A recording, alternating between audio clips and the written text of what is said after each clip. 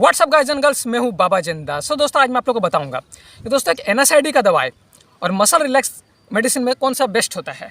दोस्तों यहाँ पर आप मेरे हाथ में जो पीला वाला देख पा रहे हैं, ये समझिए आप लोग का एक एंटी इन्फ्लेमेटरी का दवाई है, NSAID ग्रुप का, यानी कि नॉन स्टेरॉइड एंटी इन्फ्लेमेटरी, ठीक है ना।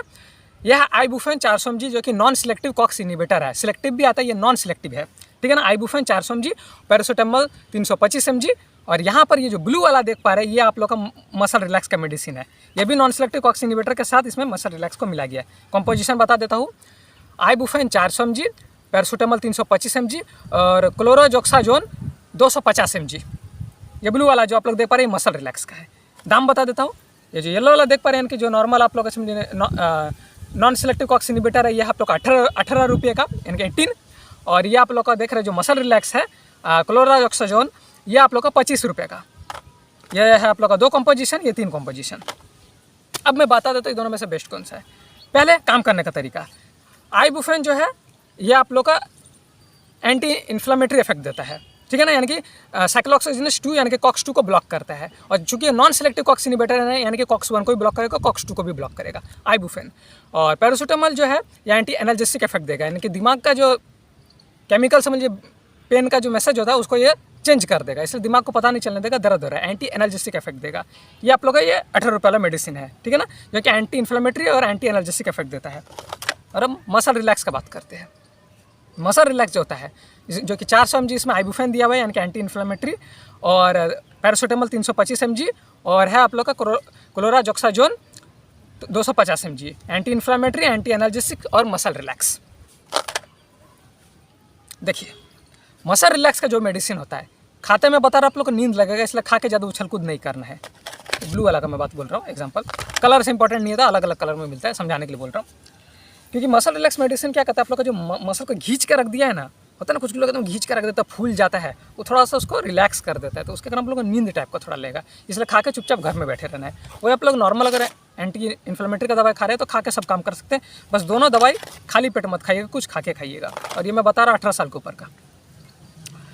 तो क्या मसल रिलैक्स बहुत अच्छा काम करता है, क्योंकि डॉक्टर लोग दे देता है। होता है ना, कुछ लोग थोड़ा यहाँ पर घुटना के पास फूल गया, अचानक से सो उठ के देख रहा है, फूल के रह गया।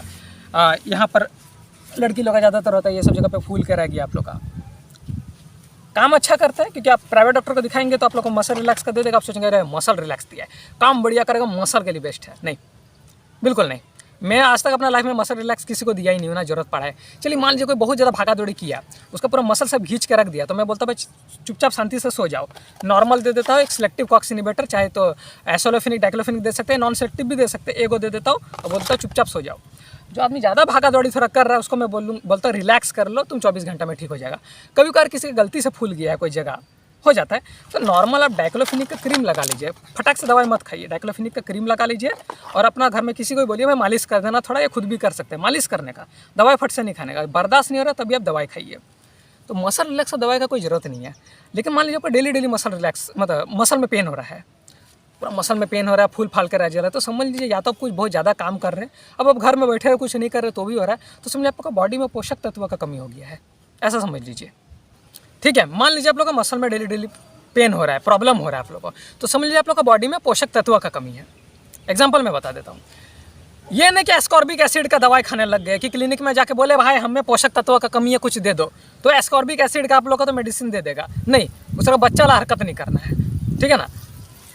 आप लोग को पोषक तत्व का कमी यानी कि आप लोग को हर चीज़ खाना है, हर चीज़ खाना है, और लगभग समझ लीजिए कि बैलेंस डाइट लेना है आप लोग को, यानी कि कोई एक पर्टिकुलर चीज़ खा रहे हैं। बहुत सारे लोग सोचते हैं हम लोग जूस डेली पीते हैं, ना, वो बेवकूफ़ी हुआ। जूस पीने से मेरा कहना है ऐसा मत करो, कोई फ़ायदा भी नहीं है। उससे अच्छा आप फ्रूट को लेकर ब्लेंड कर दो, ब्लेंडर में ब्लेंड करके पल्प के साथ खाओ, डायरेक्टली उसका पानी निकाल कर मत पियो, उतना फ़ायदा नहीं करेगा, वो उल्टा एक तरह का नुकसान कर दे। कुछ लोगों का मैंने देखा है, इसलिए मैं बोल रहा हूँ आप ब्लेंड करके खाए, ताकि आप लोग का गैस्ट्रिक इरिटेशन नहीं करेगा, शुगर होने का खतरा नहीं होगा। जैसे कि मैं जानता था, जूस पी के अपना शुगर कर लिया, जबकि शुगर का उम्र भी नहीं था। मैंने बोला बैलेंस डाइट लो ना, वो बोल रहा था मैंने इंटरनेट में देख लिया है कि डेली जूस पीना चाहिए। ये क्या मतलब है डेली पीना है? डेली नहीं पीना है भाई, उस तरह का बेवकूफ़ी वाला हरकत नहीं करना बच्चा की तरह, ठीक है ना। कभी कभार खा रहे, हफ्ता में 1-2 ब्लेंड करके पल्प के साथ, तो अच्छा लगता है। बैलेंस डाइट खाइए, आप चिकन खाइए, खस्सी खाइए, कुछ भी मन करे वो खाइए। बहुत सारे लोग बकरी का खून को जमा के खाता है, अच्छी बात होता है। अब मैं एक बंदा से मिला था, जूनियर था मेरे से, 10th क्लास में पढ़ता था, वो 6-7-8 महीने से चिकन नहीं खाया था। इंटरनेट में कुछ देख लिया था, उसका मम्मी ने बोला मेरा बेटा को समझाना। मैं बोला क्या हुआ, क्यों नहीं चिकन खा रहा है? बोला मैंने नहीं मैं जीव हत्या नहीं करूँगा, मैं जीव हत्या नहीं करूँगा, पाप लगता है। मैंने बोला कहाँ देख लिया है? वो बोला मैंने रील्स में देख लिया है। मैंने बोला कि अच्छा ठीक है, एक बात बता, मुर्गी केचुआ को मार के खाता है कि नहीं? बोला कि हाँ, वो भी तो जीव हत्या हुआ। कीड़ा मकोड़ा मार के खाता है कि नहीं? वो ऐसे सोच रहा है। बोले कि हाँ भैया आप तो सही बोले, तो वो भी तो जीव हत्या हुआ। मैंने बोला गिरगिट को जो देखा, जो घर में रहता है, वो भी तो तुम्हारा लाइट के पास कहाँ बैठा रहता कि कोई कीड़ा आएगा उसको पकड़ के खाएगा, वो भी तो जीव हत्या हुआ। वैसे सोचने में पड़ गया। बोला कि हाँ भैया आप सही बोले। हम बोले तो इसमें जीव हत्या कहाँ से हो गया? मैंने उसको यही बोला दुनिया ऐसा ही बना है कि हर चीज़ खाना है, जो मन कर रहा है, बतख खाओ, हंस खाओ, जो मन कर रहा है खाओ। मैं तो सब खाता हूँ, ठीक है ना। जैसे कि बकरी का बहुत सारे लोग खून जमा के पीता है। मान लीजिए मुर्गी देसी काटे हैं तो आप उसका जो जिगरा होता है ना, दिल, उसको कच्चा नमक दे के, मिर्ची दे के खाओ, थोड़ा सा हेल्थ के लिए अच्छा है। मुर्गा काटे हो तो उसका अंडा को खाओ। मुर्गा का अंडा को कच्चा खाया जा सकता है। बकरी का तो, अगर बकरा बोल रहा हूँ, उसका भी अंडा लड़का लोग यही सोच के खाता है कि मर्दान की ताकत बढ़ेगा। तो जितना ये सब कर रहे हैं उतना अच्छा है। अब आप पालने बैठ गए ना, बेटा हम तो धार्मिक बंदे, हम तो नहीं खाते हैं। तो एक मैं बंदा को जानता था, ऐसे 1-2 साल तक कुछ नहीं खाया था, मीट मछली। एक दिन रोड में गिर गया, उसको पकड़ के जब रिश्तेदार लोग डॉक्टर के पास ले गया तो डॉक्टर पूछ रहा है ये काम क्या करता है? तो बोला रेलवे में काम करता है। तो बोला कि इसके पास क्या खाने को पैसा नहीं है, इसका बॉडी में तो खून ही नहीं है, ये जिंदा कैसे है? तो बोल रहा है ये 1-2 साल से मीट मछली नहीं खा रहा है, ये कुछ थोड़ा सुन लिया है, होता है ना धार्मिक वार्मिक चीज़ सब। बोला कि इसको खिलाइए नहीं तो जल्दी ऊपर निकल लेगा। जो आदमी मीट मछली नहीं खा रहा है भाई, वो सब नहीं खा रहा है, जो मैं बोला बतख खाओ, हंस खाओ, खून पियो, बकरी का बहुत सारे लोग जमा के खाता है कच्चा। जैसे कि मैं बोला कि मुर्गी का जिगरा खा लेता हूँ, मैं भी खा लेता हूँ मिर्चा दबा के। अंडा खा लेता हूँ मुर्गा का। जो ये सब नहीं करेगा ना, उसको जल्दी कोई बीमारी पकड़ेगा और वो जल्दी ऊपर निकलेगा। उसी को ये सब प्रॉब्लम होगा। या तो मसल पेन का प्रॉब्लम हो गया, विजन का प्रॉब्लम हो गया, हेड पेन का प्रॉब्लम हो रहा है, इम्यून सिस्टम लो हो गया, फटाक से बीमारी पकड़ लेता है, उसी को ये बीमारी सब होगा। तो जो मन कर रहा भाई वो खाओ, दबा के खाओ,